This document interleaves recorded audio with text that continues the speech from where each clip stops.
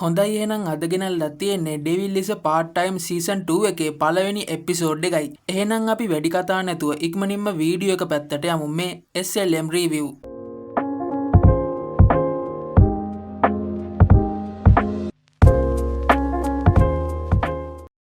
ඉතින් එන්ටෙස්ලා දූපත්වල ඉන්න බලවත්ම කෙනා තමයි සාතන් කියන්නේ. ඒ කාලෙ වෙද්දී සාතන්ගේ නම ඇහුවත් ඕන කෙනෙක් බය වෙනවා. ඒ වගේම සාතන්ට විශ්වාසවන්ත සෙන්පතියන් 4 දෙනෙක් ඉන්නවා. ඔවුන් ලුසිෆර්, ඇඩ්‍රමෙලෙක්, අල්සියල් සහ මෙලකෝඩා නමින් හැදින්වේ. ඉතින් සාතන්ගේ අරමුණ වුණේ මනුස්ස ලෝකේ ජය ගන්නයි. නමුත් වීරෙමිලියාගේ පැමිණීමත් එක්ක සාතන් පරාද වෙනවා. මොකද ඇයගේ අතේ තමයි සාතන්ට තුවාල කරන්න පුළුවන් කඩුව තියෙන්නේ. මේ ශුද්ධ කඩුව ගැන කතා කරොත් මේක ඇත්තටම ශුද්ධ කඩුවෙන් භාගයක් විතරයි. සම්පූර්ණ ශුද්ධ කඩුවම එමිලියා ගාව නැති වුණත් ඇයට සාතන්න මේකෙන් පරද්දන්න පුළුවන් වෙනවා. ඒකත් එක්ක සාතන් සහ අල්සියල් ගේට් එකක් හරහා මෙතනින් පලා යනවා. එමිලියත් ඒක නිසා සාතන්න ඝාතනය කරන්න කියලා ඔහු පිටිපස්සෙන් යනවා. කොහොම හරි සාතන් සහ අල්සියල්ගේ අතුරුදහන් වීමත් එක්ක යක්ෂ හමුදාව විනාශ වෙලා යන්න ගන්නවා. මේ අතරේ තමයි කවුරුත් නැති යක්ෂ මාලිගාවට ගෑනු කෙනෙක් ඇතුල් වෙන්නේ. මේ ගෑනු කෙනා මාලිගාවේ තියෙන පැලේ ළඟට ඇවිත් ඒකෙන් යමක් ගන්නවා.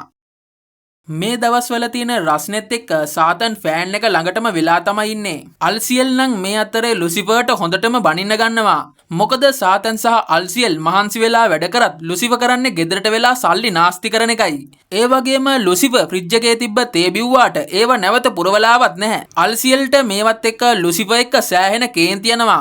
සාතන් මේකත් එක්ක වැඩට යන්න වෙලාව හරි කියමින් එළියට එනවා. මේ වෙලාවේ තමයි දොර ළඟට වෙලා හිටිය එමිලියා බිමට වැටෙන්නේ. පේන විදියට එමිලියා මෙයාලගේ කතාව හොරෙන් අහන් ඉඳලා තියෙනවා. ඒක නිසා ඇයිගේ කාමරේ නම් AC පවා තියෙනවා කියලා සාතන්ගේ කාමරේ AC එකක්වත් නැහැ කියමින් විහිළු කරන්න පටන් ගන්නවා. සාතන්ටත් කේන්ති යනවා එමිලියාගේ මේ කතාවලට. කොහොම හරි සාතන්ට එකවරම අමුතු දෙයක් දැනුණ නිසා හැරිලා බලනවා. එමිලියා මොකද වුනේ කියලා ඇහුවත් සාතන් මොකුත් නැහැ කියලා මෙතනින් පිටත් වෙනවා. අල්සියල් ඉන්පසු සාතන්ට උදව් කරන්න කියලා පාර්ට් ටයිම් ජොබ් එකකට යන්න තීරණය කරනවා. ඒක නිසා අල්සියල් ලුසිෆර්ට ගෙදර වැඩ කරන්න ඕන විදිය පුහුණු කරන්න පටන් ගන්නවා. සාතන් වැඩට එනවාත් එක්කම ඔහුට චීහෝවත් හම්බ වෙනවා. චීහෝ මෙතනදී දකිනවා සාතන් අලුත් බයිසිකල් එකක් අරගෙන බව. සාතන් කියන විදියට නම් කමාසුකි තමයි මේ බයිසිකල් එක අරන් දීලා තියෙන්නේ. කමාසුකිත් මේ අතරේ ඇය සාතන්ට අලුත් බයිසිකල් එකක් අරන් දුන්නා කියලා එමිලියාට කියනවා. එමිලියා නම් හැබැයි ඇයට කියන්නේ රස්සාවක්වත් නැතිව ඔය වගේ දේවල් කරන්න එපා කියලයි. නමුත් කමාසුකි එන්ටෙස්ලාවෙන් ගෙනාපු බඩු උකස් කරමින් තමයි සල්ලි හොයාගෙන තියෙන්නේ. කොහොම හරි මෙතනදී එමිලියාට තමන් දිහා කවුරු හරි බලාගෙන ඉන්න බව දැනෙන්න ගන්නවා. එමිලියා ඒක නිසා හිතන්නේ මේක සැරියල්ගේ වැඩක් වෙන්නේ නැති කියලයි. හැබැයි කමාසුකි කියන විදිහට නම් සැරියල් තවදුරටත් කලින් හිටපු කෙනා නෙමෙයි. මොකද සැරියල් නිතර මැක්ඩොනල්ඩ් එකේ මැනේජර්ව බලන්න මල් වගේකුත් අරගෙන එනවා. මේක නිසා සැරියල් එන හැම වතාවකම කෑම ගොඩක් මිලදී ගන්නවා. කඩේ මැනේජර්ටත් සැරියල්ගේ මේ වැඩ හින්දා හොඳටම එපා වෙලායි තියෙන්නේ. අල්සියල් මේ අතරේ රෙදි වේලන්න සහ රෙදි නවන්න ලුසිෆර්ට කියලා දෙනවා. ලුසිෆර්ට මෙතනදී කාමරය ඇතුලේ තවත් පැවැත්මක් තියෙන බවට දැනෙන්න ගන්නවා. ලුසිෆර් ඒක නිසා කාමරය ඇතුලේ කැරපොත්තෙක් ඉන්නවා කියලා අල්සියල්ට කියනවා. නමුත් අල්සියල් හිතන්නේ ලුසිෆර් වැඩ කරන්න කම්මැලිකමට මෙහෙම දේවල් කියනවා කියලයි. චීහෝගේ වැඩ ඉවර වෙනවාත් එක්කම අද ඔයාලගේ ගෙදර එන්නද කියලා චීහෝ සාතන්ගෙන් අහන්න ගන්නවා. මොකද ඇයට ඕන ඇය ළඟ තියෙන මුතුන් මිත්තන්ට මඟ පෙන්වීමට පුළුස්සන හනදඬු වගේ කමාසුකීට පෙන්වන්නයි. නමුත් සාතන් කියන විදිහට නම් ඔහුට අද දවස ගැන නරක හැඟීමක් දැනෙනවා. ලුසිෆර් මේ අතරේ ගෙදර පිරිසිදු කරමින් ඉන්නවා. මෙතනදී තමයි කාමරේ හිටපු කැරපොත්තා එළියට එන්නේ. ඒකත් එක්ක ලුසිෆර් වැකුම් යන්ත්‍රයෙන් කැරපොත්තාට පහර දෙන්න උත්සාහ කරනවා. හැබැයි එකවරම ලොකු වැස්සක් කඩාපාත් වුණ නිසා ලුසිෆර් එළිය රෙදි ගන්න යනවා. එකවරම වැස්සක් වහින්න පටන් ගත්ත නිසා සාතන්ට ගෙදර යන්න විදියක් නැති වෙනවා. ඒක නිසා චීහෝ ඇය ගාව තියෙන කුඩෙන් යමු කියලා සාතන්ට කියනවා. ලුසිෆර් එළිය තිබ්බ රෙදි ටික ඔක්කොම ගත්තත් ඒ වෙද්දි රෙදි සේරම තෙමිලා ගිහින්. ලුසිෆර් ඒක නිසා මේ රෙදි සේරම නැවත හොදන්න අරන් යනවා. මෙතනදී තමයි රෙදි ඇස්සේ හිටපු කැරපොත්තා එළියට එන්න ගන්නේ. මේකත් එක්ක ලුසිෆර් හයියෙන් කෑ ගහන්න ගන්නවා. මේක කමාසුකීටත් ඇහෙන අතර ගේ ළඟට එන ගමන් හිටපු සාතන්ටත් ඇහෙනවා. ලුසිෆර් ඔළුව ගසනවත් එක්කම කැරපොත්තා බිමට වැටෙනවා.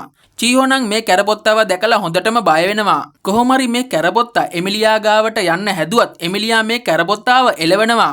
ඒකත් එක්ක කැරපොත්තා සාතන්ගේ අත උඩට තමයි වැටෙන්නේ.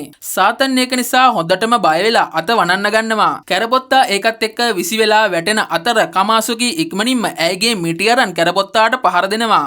එතනින් පස්සේ යක්ෂාධිපතියෙක් කැරපොත්තෙක්ට බයයි යයි කියමින් එමිලියා විහිළු කරන්න ගන්නවා. සාතන් නම් හැබැයි කියන්නේ ඒ වගේ දෙයක් එකපාර වුණාම ඕනම කෙනෙක් බය වෙනවා කියලයි. ලුසිෆර්ට නම් හැබැයි මේ කැරපොත්තන්ගේ කතාව එපා වෙලයි තියෙන්නේ. ඊට පස්සේ මෙයාලා ඔක්කොම එකතු වෙලා හනදඩු වගේ පුරුස්සනවා. කමාසුකී මෙතනදී සාතන්ටත් මුතුන් මිත්තෝ ඉන්නවාද කියලා අහන්න ගන්නවා. සාතන් කියන විදියට නම් ඔවුන්ටත් මුතුන් මිත්තන් හිටියත් ඔවුන් ඒ ගැන කිසිවක් දන්නේ නැහැ. මොකද යක්ෂ ලෝකයේ මුතුන් මිත්තන් ගැන කවුරුත්ම මතක් කරන්නේ නැහැ. කොහොම හරි මේ වෙලාවේ තමයි එකවරම මෙතනින් ගේට් එකක් ඕපන් වෙන්න ගන්නේ. සාතන් ඒකත් එක්ක හැමෝටම මොකක් හරි අල්ලගන්න යයි කියමින් චීහෝව ආරක්ෂා කරන්න ගන්නවා. නමුත් මේ ගේට් එකෙන් ඇපල් ගෙඩියක් තමයි බිමට වැටෙන්නේ. එමිලියා නම් කියන්නේ සාතන් එක්ක ඉන්න හැම වතාවකම අමුතු දේවල් වෙනවා කියලයි. සාතනොත් ඒක නිසා ඔයා මගේ පස්සෙන් එන හින්දායි ඔක්කොම වෙන්නේ කියලා එමිලියාට බනින්න ගන්නවා. ඉතින් මේ දෙන්නගේ කතාව දුරදිග යනවා සමගම එමිලියාට හොඳටම කේන්ති ගිහින් සාතන්ට සුද්ධ කඩුවෙන් පහර දෙන්න ලෑස්ති වෙනවා. අල්සියල් ඒක නිසා සාතන්න බේරන්න කියලා දුවගෙන ආවත් අල්සියල් ලිස්සලා බිමට වැටෙනවා. ලුසිව ඒකත් එක්ක චීහොට කතා කරලා සාතන්ට උදව් කරන්න කියලා කිව්වත් චීහොට ඒ වෙද්දී සාතන් ඇයව බදාගත්ත නිසා හොඳටම පිස්සු හැදිලා. කොහොමරි එමිලියා කඩුවෙන් සාතන්ට පහර දීමත් සමග සාතන් ඇපල් ගෙඩිය දික් කරනවා. මේකත් එක්ක මේ ඇපල් ගෙඩියෙන් අත් දෙකක් ඇවිත් සුද්ධ කඩුව අල්ලගන්නවා. මේක දැක්ක කමාසුකී නම් ඉක්මනින්ම ඇයගේ මිටිය එළියට ගන්නවා. නමුත් මේ ඇපල් ගෙඩියෙන් පුංචි ගෑනු ළමයෙක් තමයි එළියට එන්නේ. මේ ගෑනු ළමයා ඉන්පසු මෙතනම නිදා ගන්නවා. සාතන්ට නම් ඇත්තටම මෙතන මොකද්ද වෙන්නේ කියලා හිතාගන්න බැරි වෙනවා. මේකත් එක්ක තමයි එමිලියා මෙතනින් මාරු වෙලා යන්න හදන්නේ. නමුත් එකවරම මේ පුංචි ගෑනු ළමයා නැගිටලා සුබ උදෑසනක් කියනවා. පේන විදියට මේ ගෑනු ළමයාට ජපන් භාෂාව කතා කරන්න පුළුවන්. ඇය කියන විදියට ඇයගේ නම අලාස් රාමෝස්. ඒ වගේම මෙතනදී මේ ළමයාගේ නළලේ තියෙන අඩසඳ ලකුණත් සාතන් දකිනවා. සාතන් ඉන්පසු රාමෝස්ගෙන් ඇයගේ දෙමව්පියෝ කවුද කියලා අහන්න ගන්නවා. රාමෝස් ඒක නිසා මගේ තාත්තා සාතන් කියලා කියන්න ගන්නවා. ඒකත් එක්ක තමයි සාතන් හොඳටම කලබල වෙන්නේ. චීහොත් මේකට කලබල වෙලා ඔයාට ළමයෙකුත් ඉන්නවාද කියලා සාතන්ගෙන් අහනවා. ඒ වගේම ඇයි මටවත් මේ වගේ දෙයක් කිව්වේ නැත්තේ කියලා අල්සියල් සාතන්ට කියන්න ගන්නවා. ඉතින් ඊට පස්සේ මේ ළමයා අම්මා කියලා වීර එමිලියාව තමයි පෙන්වන්නේ. චීහෝ නම් ආයෙත් මේකට හොඳටම කලබල වෙලා දඟලන්න ගන්නවා. කොහොම හරි මේ විදියට තමයි අද වීඩියෝ එක අවසන් වෙන්නේ. එහෙනම් තවත් අලුත් වීඩියෝ එකකින් නැවත හමු වෙමු.